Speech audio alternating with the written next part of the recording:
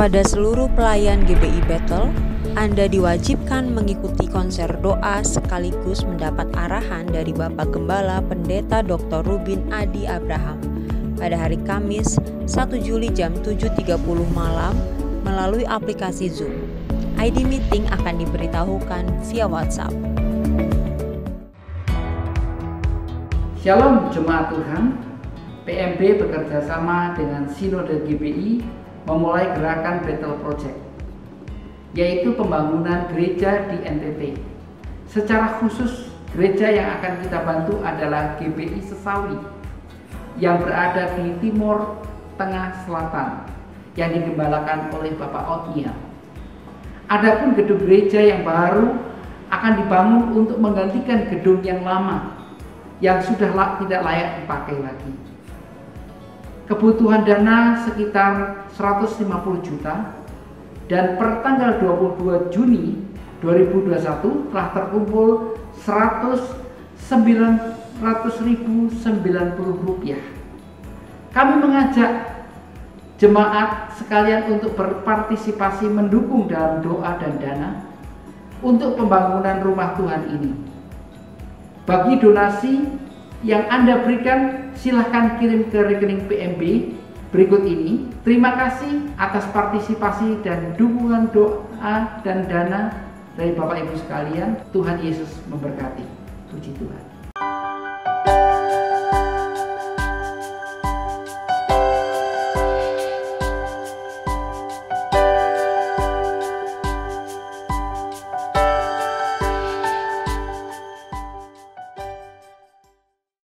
Shalom Bapak Ibu yang terkasih dalam Tuhan. Jumpa lagi dalam ibadah kita pada minggu pagi hari ini. Saya percaya setiap kita sudah mempersiapkan hati kita yang terbaik untuk kita datang memuji dan memuliakan Tuhan dan beribadah kepadanya pada pagi hari ini. Mari sebelumnya kita bersatu hati. Bapa yang kudus, kami mengucap syukur ya Aba ya Bapa untuk pagi hari ini. Kami bersyukur untuk keluarga kami Tuhan. Kami bersyukur Tuhan untuk pekerjaan, pelayanan kami. Kami bersyukur untuk apa yang Tuhan nyatakan dalam kehidupan kami Tuhan. Engkau begitu baik ya Bapa. Tiba saatnya pada pagi hari ini kami mau datang beribadah kepadamu Tuhan. Sebab Engkau yang layak untuk dipuji. Sebab Engkau yang layak terima sembah kami ya Aba ya Bapa. Terima kasih Tuhan Yesus. Biar Tuhan bertata setiap pujian yang akan kami naikkan Tuhan. Biar hadirat-Mu melawat setiap kami yang datang pada pagi hari ini. Terpujilah nama-Mu yang kudus. Dalam nama Tuhan Yesus kami siap untuk memuji dan memuliakan Engkau. Haleluya. Amin. Kami tahu Engkau hadir di tengah-tengah kami pada pagi hari ini Tuhan. Engkau bertata setiap pujian yang kami naikkan. Haleluya. Segala pujian hormat hanya bagi-Mu Yesus.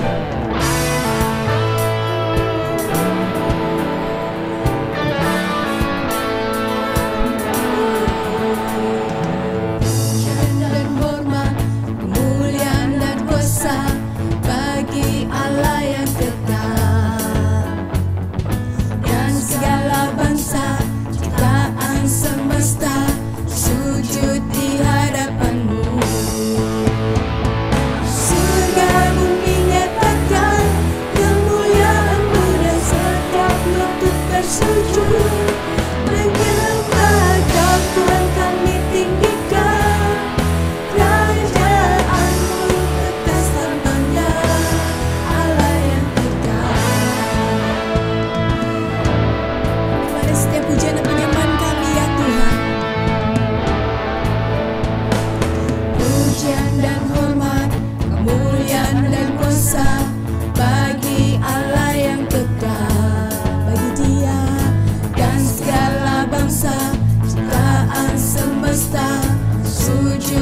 hadapan-Mu.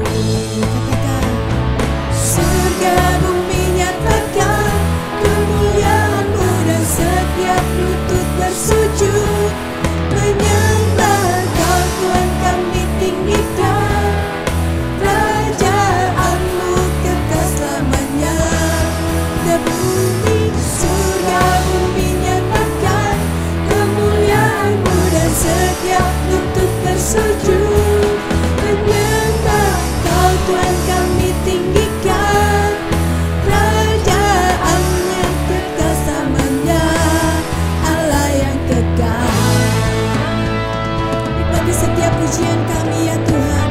Ini kami penyembah-penyembah-Mu ya Aba. Kerajaan-Mu berkuasa di bumi seperti di surga. Kami memuji Engkau ya Aba ya Bapa. Perbuatan-Mu besar Tuhan, sebab perbuatan-Mu ajaib. Dan-Mu berkuasa di bumi.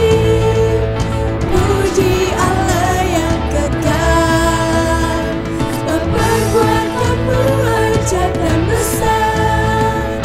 Puji Allah yang kekal, kerajaan-Mu berkuasa di bumi. Amin. Puji Allah yang kekal, sebab perbuatan-Mu ajaib dan besar. Puji Allah yang kekal, surga bumi nyatakan kemuliaan-Mu dan setiap lutut bersujud menyembah Kau Tuhan kami tinggikan. Kerajaan-Mu kekal selamanya. Surga bumi nyatakan kemuliaan-Mu dan setiap lutut bersujud menyembah Kau Tuhan kami tinggikan. Kerajaan-Mu kekal selamanya. Allah yang kekal, Allah yang kekal, Allah yang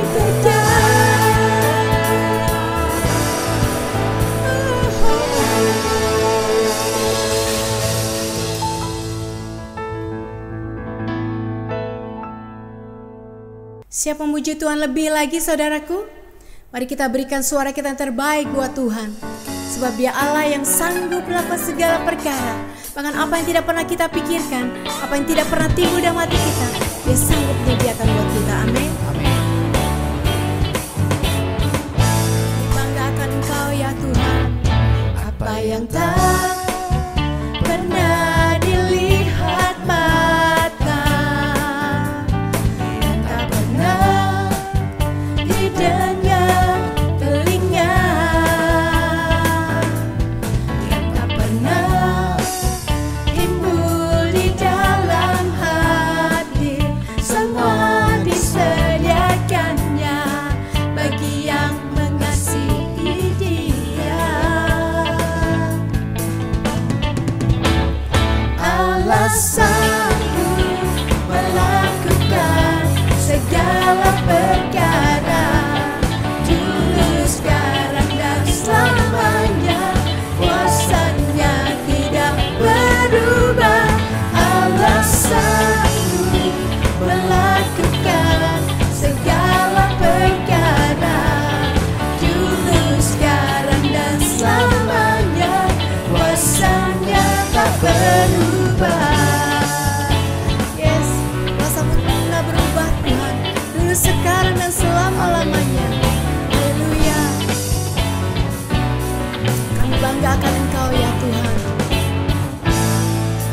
Oh, apa yang tak pernah dilihat mata, amin, yang tak pernah didengar telinga, yang tak pernah timbul di dalam hati, semua disediakannya bagi yang mengasihi Dia. Sama-sama katakan, Allah sanggup melakukan segala perkara, dulu, sekarang, dan selamanya. Kuasanya tidak berubah. Allah sanggup melakukan segala perkara, dulu, sekarang, dan selamanya. Kuasanya tak berubah.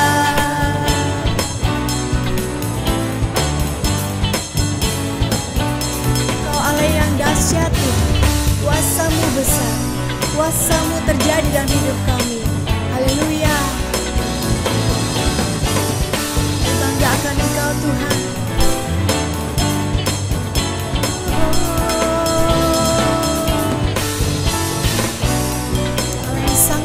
segala perkara dalam hidup kami. Allah sanggup melakukan segala perkara, dulu, sekarang, dan selamanya. Kuasanya tidak berubah. Allah sanggup melakukan segala perkara, dulu, sekarang, dan selamanya. Kuasanya tak berubah. Allah sanggup melakukan segala perkara, dulu, sekarang, dan selamanya. Kuasanya tidak berubah. Allah sanggup melakukan segala perkara, dulu, sekarang, dan selamanya. Kuasanya tak berubah. Dulu, sekarang, dan selamanya. Kuasanya tak berubah. Dulu, sekarang, dan selamanya. Kuasanya tak berubah. Haleluya. Kuasamu tak pernah berubah, dulu, sekarang, dan selama-lamanya.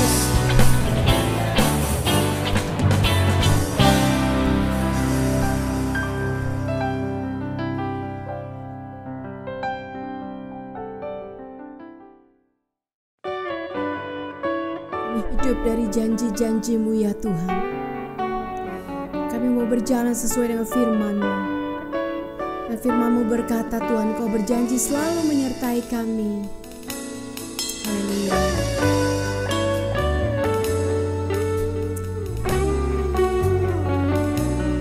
Kau Allah yang setia.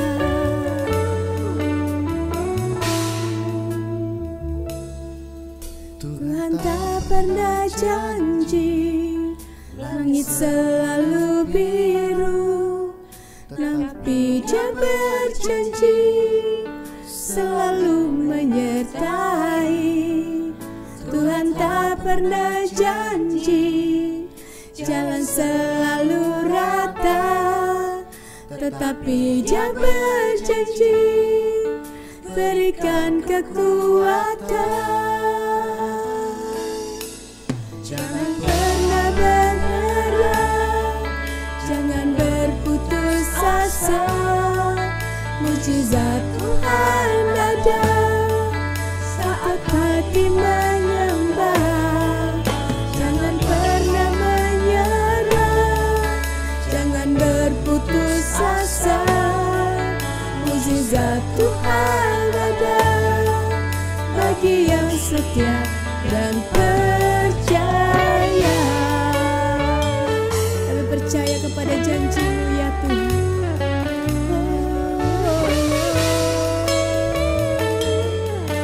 Yesus Tuhan tak pernah janji langit selalu biru, tetapi Dia berjanji selalu menyertai. Tuhan tak pernah janji jalan selalu rata, tetapi Dia berjanji berikan kekuatan. Jangan pernah menyerah, jangan berputus asa. Mujizat Tuhan ada saat hati menyembah. Jangan pernah menyerah, jangan berputus asa. Mujizat Tuhan ada bagi yang setia dan percaya. Jangan pernah menyerah, jangan berputus asa. Mujizat Tuhan ada saat hati menyembah. Jangan pernah, jangan berputus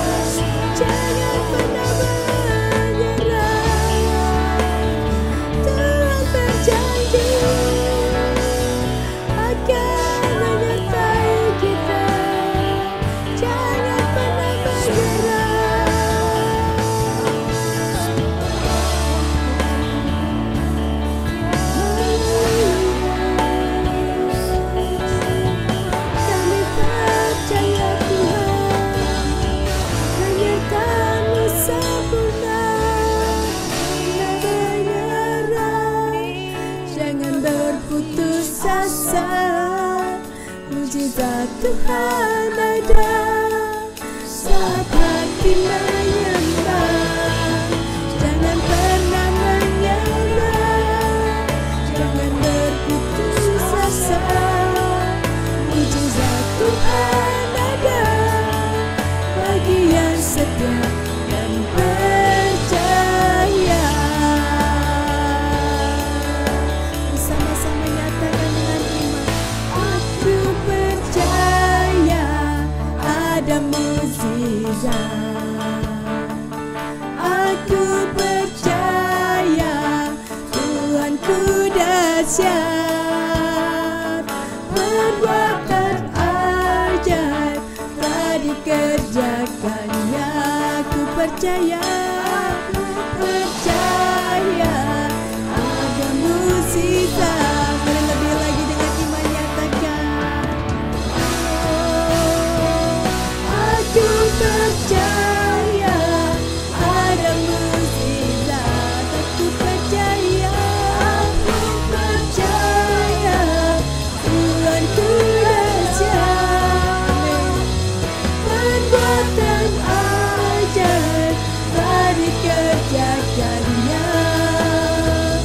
Aku percaya ada mukjizat. Aku percaya ada mukjizat. Aku percaya ada mukjizat. Oh, kami percaya Tuhan, ada mukjizat-Mu terjadi. Haleluya. Kami percaya ya Tuhan, mujizat-Mu terjadi pada pagi siang hari ini ya Tuhan. Karena Engkau ada di tengah-tengah kami dan Engkau berdaulat atas setiap pujian dan penyembahan kami. Tiba saatnya kami akan mendengarkan kebenaran firman-Mu. Bila Tuhan Engkau kiranya menyampaikan isi hati-Mu melalui hamba-Mu ya Tuhan. Bila kebenaran firman-Mu ini boleh tertanam di dalam hidup kami dan Roh Kudus memampukan kami untuk melakukan kehendak-Mu ya Tuhan. Terpujilah nama-Mu yang kudus. Dalam nama Tuhan Yesus kami sambut firman-Mu. Haleluya. Amin. Shalom Bapak Ibu, Saudara-saudara, senang bisa berjumpa dengan Bapak Ibu semua. Apa kabar? Bisa berikan sekali lagi kemuliaan pada Tuhan kita Yesus. Juga shalom untuk Bapak Ibu yang sedang mengikuti ibadah ini live streaming. Senang juga bisa berjumpa dengan saudara-saudara. Judul khotbah saya hari ini adalah menang atas musuh yang terbesar. Siapakah musuh terbesar kita dan bagaimana kita bisa mengalahkan musuh yang terbesar ini? Mari kita membuka satu ayat, 1 Korintus pasal 9 ayat 27. 1 Korintus pasal 9 ayat 27, kita baca bersama-sama ayat ini dengan suara yang keras. 2, 3. Tetapi aku melatih tubuhku dan menguasainya seluruhnya, supaya sesudah memberitakan Injil kepada orang lain, jangan aku sendiri ditolak. Ayat ini ditulis oleh Rasul Paulus atas ilham Roh Kudus yang dikirimkan kepada jemaat Tuhan di kota Korintus pada waktu itu. Dari ayat ini kita bisa mengerti bahwa ternyata Paulus dia memberikan perhatian khusus kepada dirinya sendiri. Bukan karena Paulus seorang yang egois, tapi Paulus menyadari bahwa dirinya bisa menghalangi dia untuk masuk sorga. Dan Paulus dia tidak mau seperti calo di terminal. Saudara tahu calo di terminal? Tiap hari calo di terminal berteriak, mengundang penumpang untuk pergi ke kota yang lain. Jakarta, Jakarta, Jakarta.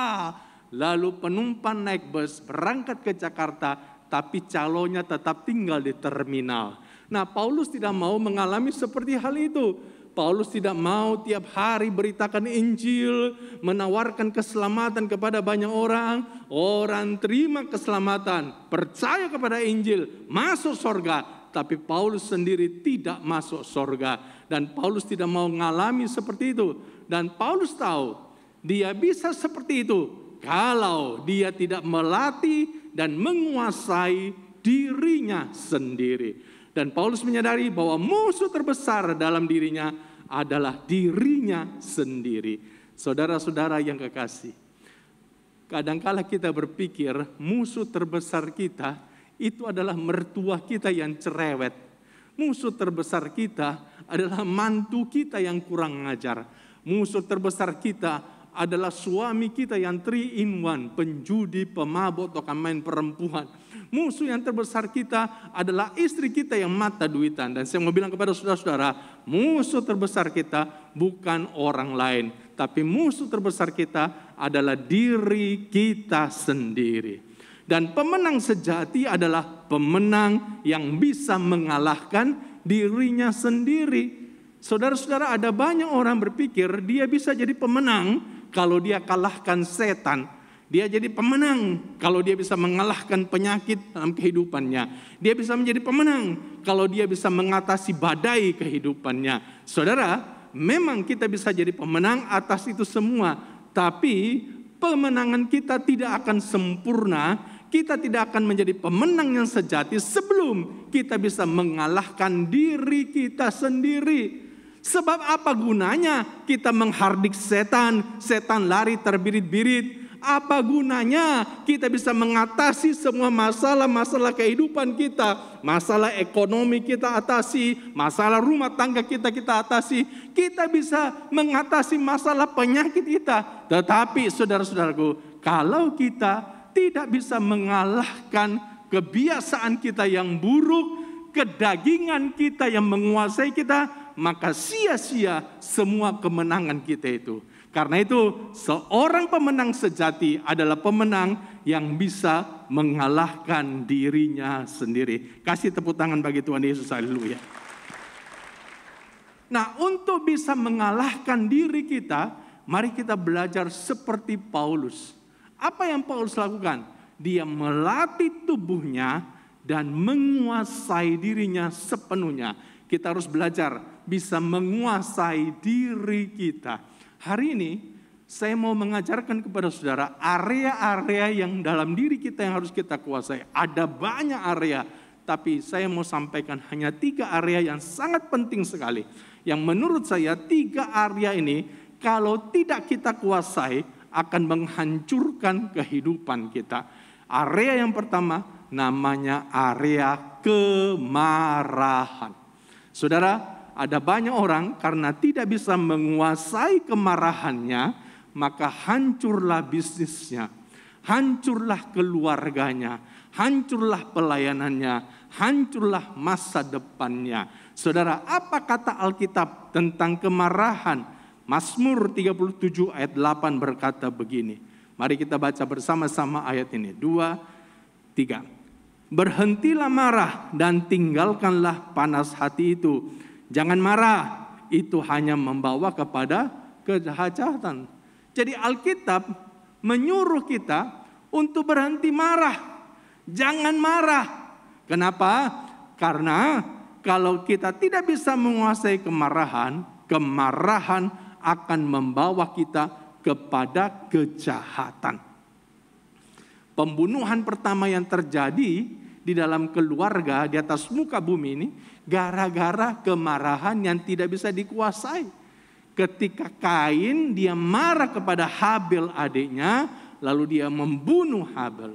Saudara tahu alasan kenapa sampai Kain marah? Karena persembahannya ditolak oleh Tuhan. Saudara, yang menolak persembahannya adalah Tuhan. Mestinya Kain marah sama Tuhan. Ini malah dia marah kepada adiknya. Saudara-saudaraku, dia marah kepada orang yang tidak tepat. Bukankah seringkali terjadi seperti itu? Kita marah kepada pimpinan kita, bos kita di kantor. Tapi kita nggak berani melampiaskannya kepada bos kita. Kita pulang ke rumah, yang kita marah siapa? Istri kita. Ada istri kesel sama suami. Tidak berani melampiaskan kemarahan kepada suami. Dia lampiaskan kepada siapa? Dia lampiaskan kepada anaknya. Jadi saudaraku, kadang-kadang kita marah ini kepada orang yang tidak tepat. sehingga terjadilah banyak sekali luka-luka, jejak-jejak berdarah. Kita harus belajar bisa menguasai kemarahan kita. Alkitab berkata di dalam Amsal 14 ayat 17, siapa lekas naik darah berlaku bodoh, tetapi orang yang bijaksana bersabar. Kalau kita lekas naik darah, emosional, Alkitab bilang kita berlaku bodoh. Akhirnya akan melakukan hal-hal yang bodoh yang akan kita sesali dalam hidup kita. Saudara-saudara, ada seorang bapak, dia naik mobil. Waktu tiba di sebuah belokan, dia belok, dari depan ada mobil lain. Dan waktu mobil itu sudah berpapasan dengan mobilnya, orang yang ada di mobil depan itu berteriak, babi. Saudara, ini bapak langsung marah, emosi. Dia pikir dia dikatain babi, dia langsung balas, kau yang babi. Belum selesai, saudaraku, emosinya mereda, ini bapak kaget. Kenapa? Karena di depan ada rombongan babi lagi nyebrang jalan. Akhirnya dia nabrak rombongan babi itu. Rupa-rupanya maksud bapak dari depan itu baik. Dia mau kasih tahu, hati-hati, ada babi nyebrang jalan. Tapi saudara, karena ini bapak emosi, lekas marah, dia emosional, dia nggak bisa mengontrol dirinya. Akhirnya nabraklah dia rombongan babi. Coba saudara lihat, orang yang lekas marah akan berlaku bodoh, melakukan hal-hal yang bodoh, akhirnya disesali. Mari kita belajar. Ketika kemarahan datang, kita kuasai diri kita. Tahukah saudara-saudara bahwa kemarahanmu itu bisa menghadirkan neraka di dalam keluargamu? Kalau saudara suka marah, dikit-dikit marah, lekas marah, selalu marah, maka nanti orang-orang di sekitarmu akan merasa nggak nyaman. Suasananya akan terasa suasana neraka dalam rumah. Saudara, ada seorang preman, dia baru keluar dari penjara. Waktu dia di dalam penjara, dia bertobat terima Tuhan. Nah, waktu dia keluar penjara, dia berusaha mencari sebuah gereja supaya dia bisa beribadah di situ. Dan dia menjumpai sebuah gereja di dekat penjara. Segera dia masuk, kebetulan lagi ibadah hari Minggu.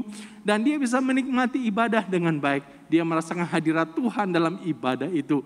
Selesai ibadah, biasa memang para hamba-hamba Tuhan berdiri di depan pintu menyalami jemaat. Termasuk Bapak Pendeta ini. Dia berdiri di depan pintu, lalu jemaat kemudian disalamin satu persatu. Ketika tiba giliran daripada preman ini, dan preman ini kemudian bertanya kepada Pak Pendeta itu, Pak Pendeta, saya mau tanya, apa itu sorga, apa itu neraka? Nah, ini Pak Pendeta kan sibuk salamin jemaat. Dan rupanya waktu dia tiba giliran preman bertanya, ini Pak Pendeta lagi asik dengan seorang jemaat disalamin duluan. Sehingga kurang memperhatikan preman ini. Ini preman langsung emosi. Dia marah. Dia lalu pegang leher, kerah lehernya Pak Pendeta. Dia bilang, Pak Pendeta, kau jangan macam-macam. Saya ini baru keluar penjara karena bunuh orang. Kalau Pak Pendeta pandang remeh saya, kau pun bisa kubunuh. Saudara, ini Pak Pendeta dipegang kerahnya seperti itu. Lalu Pak Pendeta berkata, inilah neraka. Wah, itu preman. Digituin langsung dia mundur satu langkah. Lalu dia minta maaf. Maaf Pak Pendeta, maaf Pak Pendeta. Pak Pendeta berkata, inilah sorga itu. Saudara-saudara yang kekasih, seringkali kita tidak sadar. Ketika kita lagi marah meledak-ledak, kita sudah menghadirkan neraka dalam hidup kita. Kalau ada Bapak Ibu sekarang ini yang suka marah, lekas marah, dikit-dikit marah, selalu marah, bertobatlah Pak, kuasailah dirimu. Katakan amin. Kasih tepuk tangan bagi Tuhan Yesus. Pak Pendeta, kalau begitu boleh enggak orang Kristen marah? Boleh.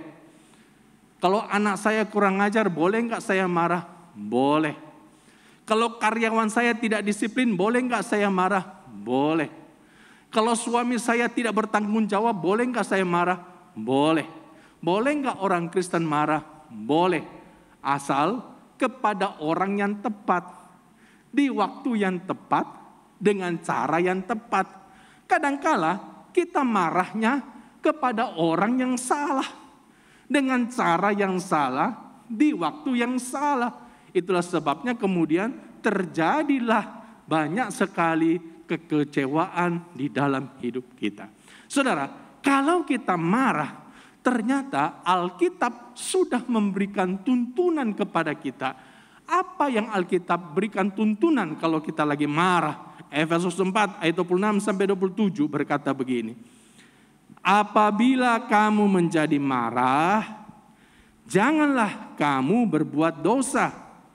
Janganlah matahari terbenam sebelum padam amarahmu. Dan janganlah beri kesempatan kepada iblis. Ada 3 jangan yang harus kita lakukan kalau kita lagi marah. Jangan yang pertama, jangan berbuat dosa. Kapan kita berbuat dosa? Kalau kita marah.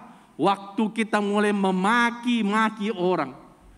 Waktu kita mulai meremehkan orang, merendahkan orang.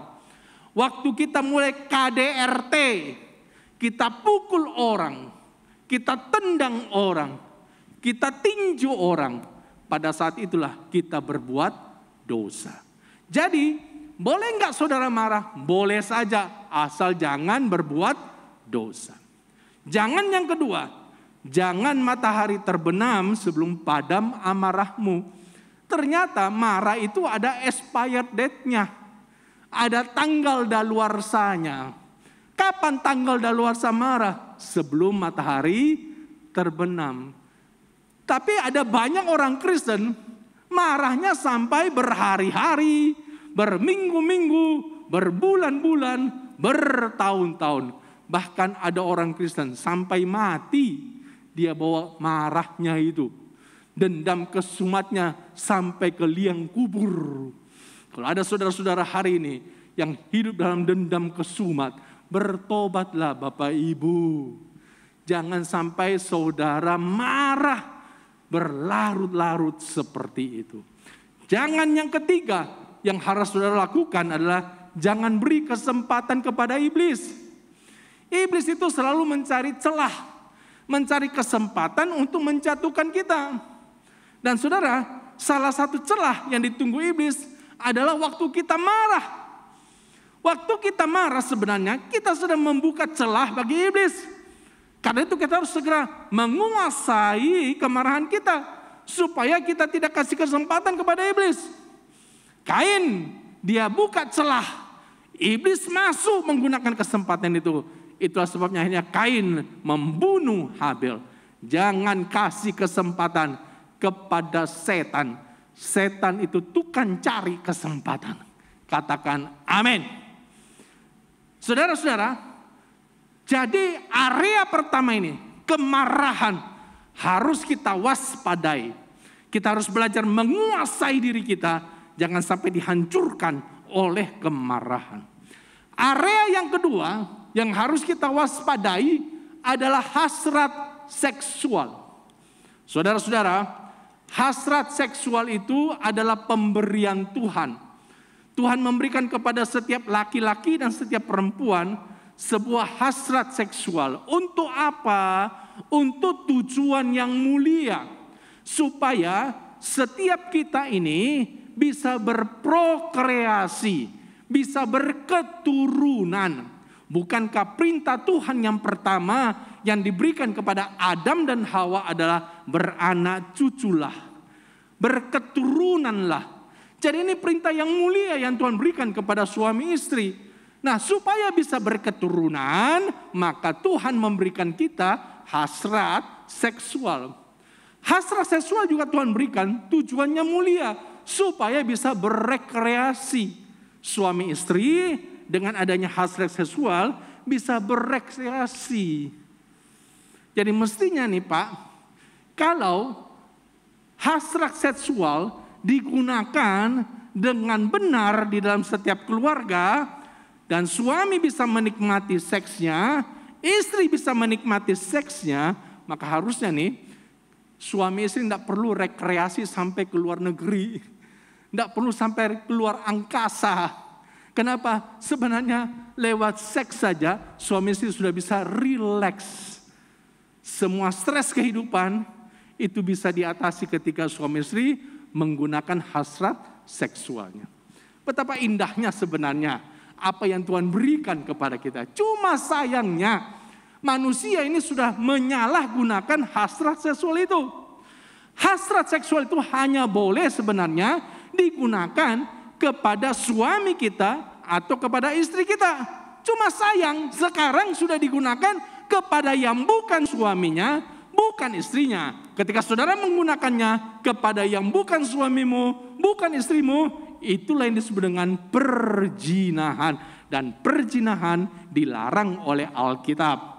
Mari kita perhatikan apa kata Alkitab tentang hal ini. Dalam 1 Tesalonika pasal 4 ayat 3-5 dikatakan demikian. Karena inilah kehendak Allah. Apa kehendak Allah saudaraku? Pengudusanmu. Yaitu supaya kamu menjauhi percabulan. Bagaimana kita menjauhi percabulan? Gunakan hasrat seksual kita dengan cara yang benar. Bagaimana caranya? Ayat 4. Supaya kamu masing-masing mengambil seorang perempuan menjadi istrimu dan hidup di dalam pengudusan dan penghormatan, bukan di dalam keinginan hawa nafsu seperti yang dibuat oleh orang-orang yang tidak mengenal Allah. Ayat-ayat ini sebenarnya ditujukan kepada setiap laki-laki, dan Alkitab memberi perintah kepada laki-laki supaya hasrat seksual tidak disalahgunakan. Maka kamu masing-masing mengambil seorang perempuan menjadi istrimu dan hidup dalam pengudusan. Artinya hasrat itu digunakan di dalam sebuah pernikahan yang kudus. Hanya boleh digunakan untuk suami kita, untuk istri kita. Itulah pengudusan yang Tuhan inginkan. Sudah perhatikan ayat 4 tadi berkata, supaya kamu masing-masing mengambil seorang perempuan, bukan 2 orang perempuan, apalagi 4 orang perempuan. Jadi pernikahan Kristen itu adalah pernikahan yang monogami. Sangat dilarang punya istri lebih dari 1. Katakan amin bapak-bapak. Yang amin ibu-ibu nih. Coba lagi perhatikan saudaraku ayat 4. Supaya kamu masing-masing mengambil seorang perempuan menjadi istrimu sendiri. Mengambil perempuan menjadi istri. Bukan mengambil laki-laki menjadi istri. Jadi pernikahan Kristen adalah pernikahan yang heteroseksual. Bukan homoseksual. Inilah pengudusan dalam kita menggunakan hasrat seksual kita. Nah, kenapa Alkitab memberikan peringatan kepada laki-laki? Karena menurut penelitian, hasrat seksual laki-laki itu lebih gampang tersulut dibandingkan dengan perempuan. Ternyata menurut penelitian, semua laki-laki usia di bawah 60 tahun itu memikirkan seks minimal 1 kali dalam 1 hari. Dan menurut penelitian ternyata laki-laki lebih aktif mencari pelampiasan-pelampiasan atas hasrat seksualnya dibandingkan perempuan. Makanya memang kenapa Alkitab memberikan peringatan kepada setiap kita laki-laki. Dan tentunya juga setiap perempuan harus memperhatikannya. Biar kita semuanya menguasai hasrat seksual ini. Supaya kita tidak dihancurkan oleh hasrat seksual. Katakan amin. Berikan kemuliaan pada Tuhan Yesus. Haleluya. Hal yang ketiga, area yang ketiga yang harus kita kuasai. Namanya adalah lidah. Alkitab berkata dalam Yakobus pasal yang kelima, pasal ketiga ayat 5 sampai 6, lidah itu adalah anggota yang kecil dari tubuh kita. Tapi walaupun dia anggota yang kecil, dia bisa memegahkan banyak perkara. Bahkan Alkitab berkata, lidah itu seperti api. Api itu walaupun kecil bisa membakar hutan. Nah, lidah seperti api. Ayat 6 berkata begini, lidah pun adalah api. Ia merupakan suatu dunia kejahatan dan mengambil tempat di antara anggota-anggota tubuh kita sebagai sesuatu yang dapat menodai seluruh tubuh. Jadi lidah itu seperti api dan merupakan dunia kejahatan, mengambil tempat di dalam bagian tubuh kita yang bisa menodai seluruh tubuh kita. Hati-hati dengan lidah kita.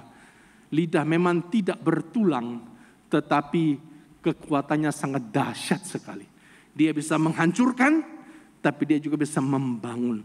Tergantung dari kita bagaimana menggunakan lidah kita. Saudara-saudara, kalau kita tidak bisa menguasai lidah kita, maka lidah kita bisa pakai untuk menghancurkan orang atau menghancurkan diri kita sendiri. Tapi kalau kita bisa menguasai lidah kita bisa pakai lidah kita untuk membangun orang, memotivasi orang, menyemangati orang, dan membangun diri kita sendiri.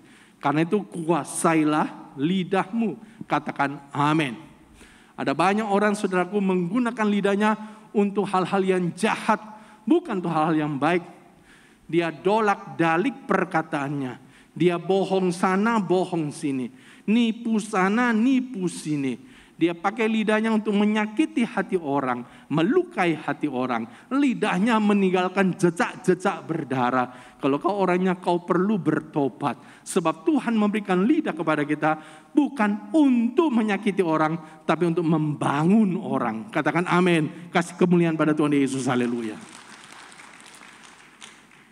Ini kejadian beberapa tahun yang lalu. Satu hari, ada seorang anak muda telepon saya. Pak, Bapak masih kenal saya enggak? Nama saya ini, istri saya ini. Kami ini pernah dilayani pemberkatan nikahnya oleh Bapak dan konseling pranikahnya oleh Bapak. Saya ingat, oh ya, saya ingat. Kalian di mana sekarang?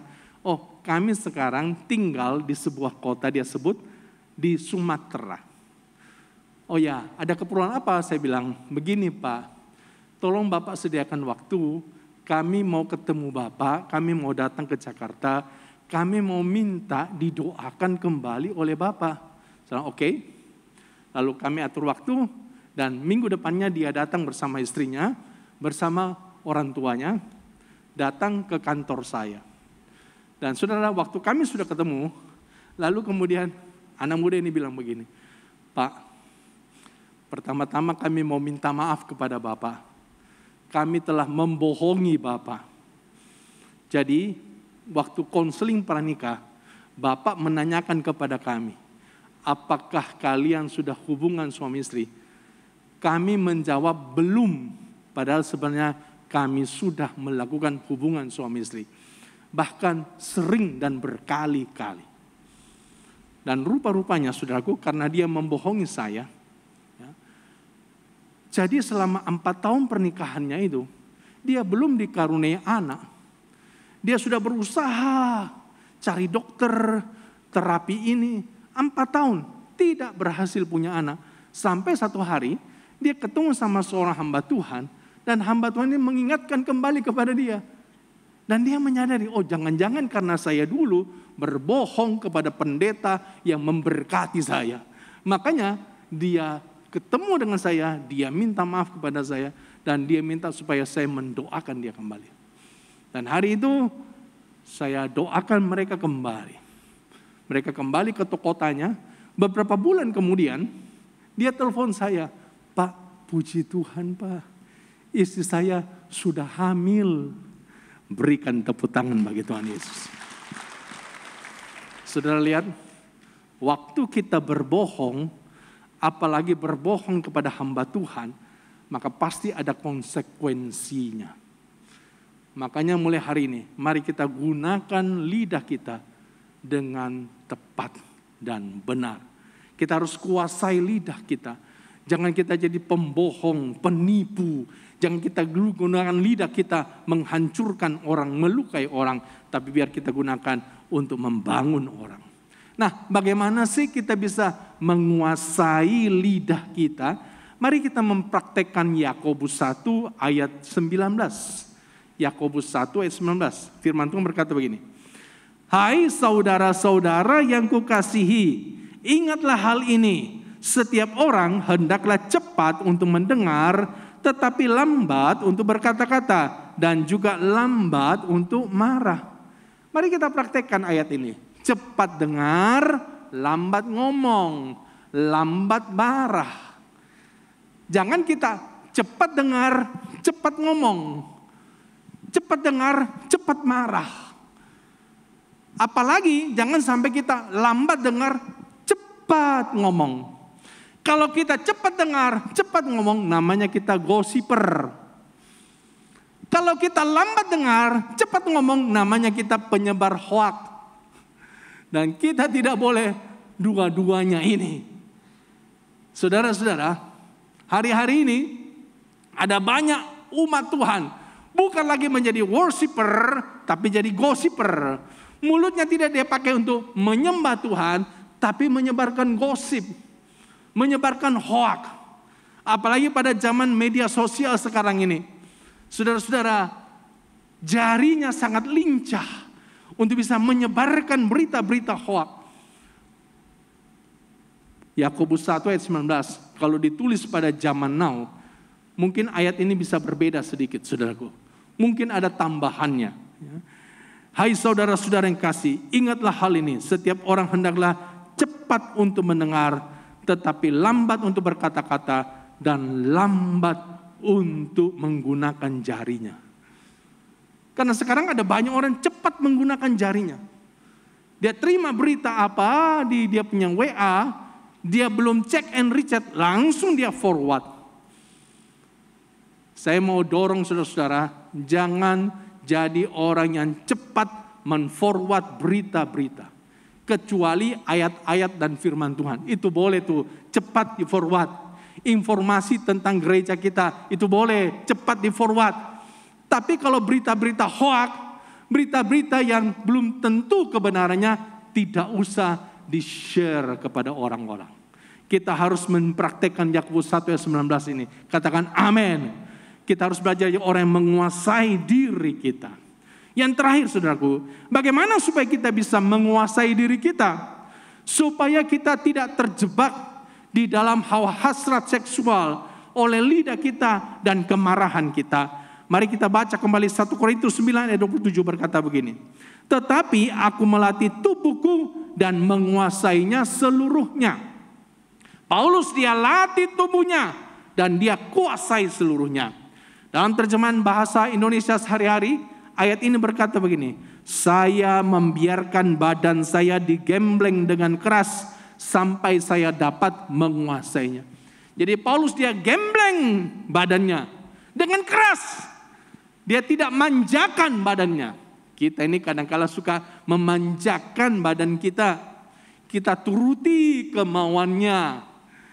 Kita saudara-saudaraku mengikuti keinginan hati kita. Kita terlalu memanjakan diri kita. Dan ketika kita memanjakan diri kita, saudaraku, maka diri kita menjadi lemah, gampang goyah, gampang jatuh. Kedagingan kita begitu kuat. Kenapa? Karena semakin dimanjakan, kedagingannya akan semakin kuat kuasanya. Sedangkan manusia roh kita akan semakin lemah. Mari belajar untuk menggembleng dengan keras. Kita gembleng diri kita dengan doa, puasa. Kita gembleng dengan baca Alkitab. Kita gembleng dengan kebiasaan-kebiasaan baik. Waktu saya masih di seminari, ada kakak kelas saya yang menurut saya orangnya sangat ekstrim. Hari-hari tertentu dia tidak tidur di tempat tidur. Dia tidak tidur di atas kasur. Hari-hari tertentu dia sengaja tidur di atas papan. Papannya tidak lebar, papannya cukup untuk, saudaraku ya, 30 cm, cukup untuk badan. Saya tanya sama dia, kenapa kamu tidur di situ? Dan dia bilang begini, sengaja. Saya mau gembleng diri saya supaya tidak manja. Hari-hari tertentu dia puasa. Puasa bukan 1 hari, puasa bukan 1 minggu. Itu saudaraku dia puasa minimal 2 minggu. Dia gembleng dirinya. Saudara-saudara, kita perlu punya gemblengan-gemblengan seperti itu. Serius untuk diri kita. Kita latih tubuh kita supaya kita bisa menguasainya sepenuhnya. Dalam terjemahan New International Version, ayat ini berkata, I beat my body and make it myself. Aku memukul diri saya dan menjadikannya budak. Jadi saudaraku, Paulus menjadikan dirinya ini budaknya.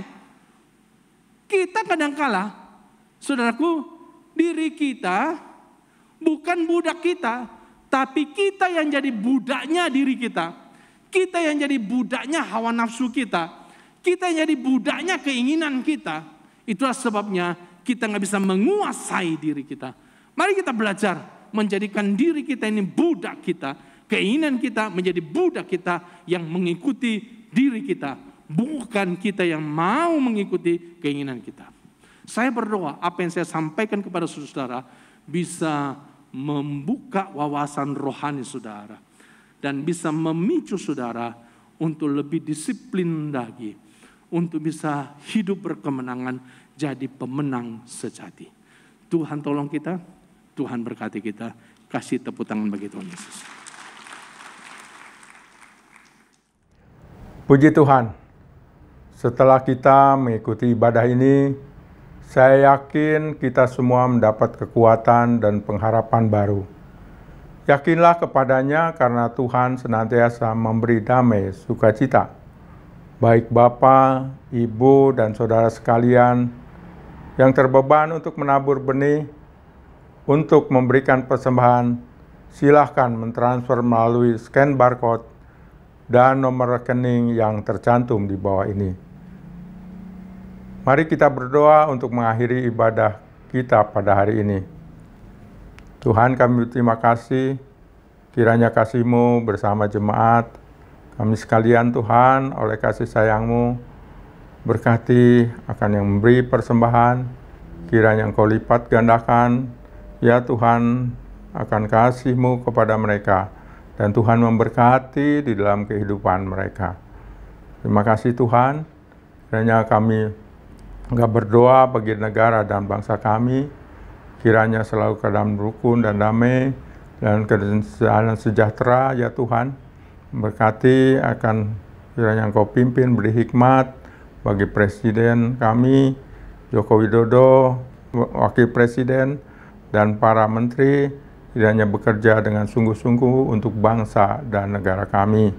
Tuhan tolong sertai, kiranya Engkau memulihkan akan kehidupan ekonomi bagi bangsa ini, dan Tuhan tolong kiranya kasih-Mu melenyapkan akan COVID-19 ini, supaya bangsa kami ini kembali menjadi baik dan pulih di dalam kehidupan dan kesehatan bangsa dan negara Indonesia ini. Tuhan berkati akan gembala kami, Pak Julius Ishak Abraham, Pak Rubin Abi Abraham, dan Pak Suwito Hartanto, sebagai gembala-gembala kami yang mengembalakan kami di dalam jalan-Mu ya Tuhan. Kami percaya Engkau memberkati mereka di dalam kehidupan mereka. Sekarang saudara-saudara, terimalah berkat, anugerah, dan kasih daripada Allah Bapa, kasih sayang dari Tuhan Yesus Kristus, penyertaan penghiburan dari Roh Kudus yang menyertai kita sejak saat ini sampai kedatangan Tuhan yang kedua kalinya dan sampai selama-lamanya. Mari kita semua katakan, amin.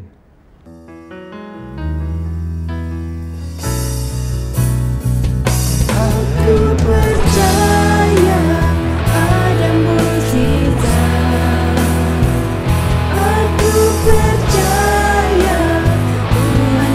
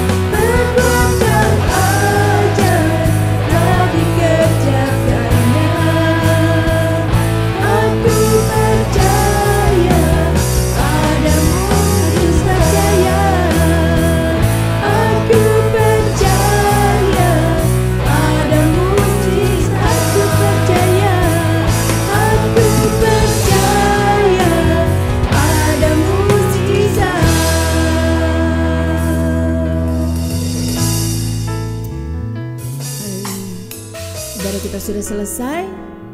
Selamat hari Minggu. Sampai jumpa lagi minggu depan. Tuhan Yesus memberkati. Shalom.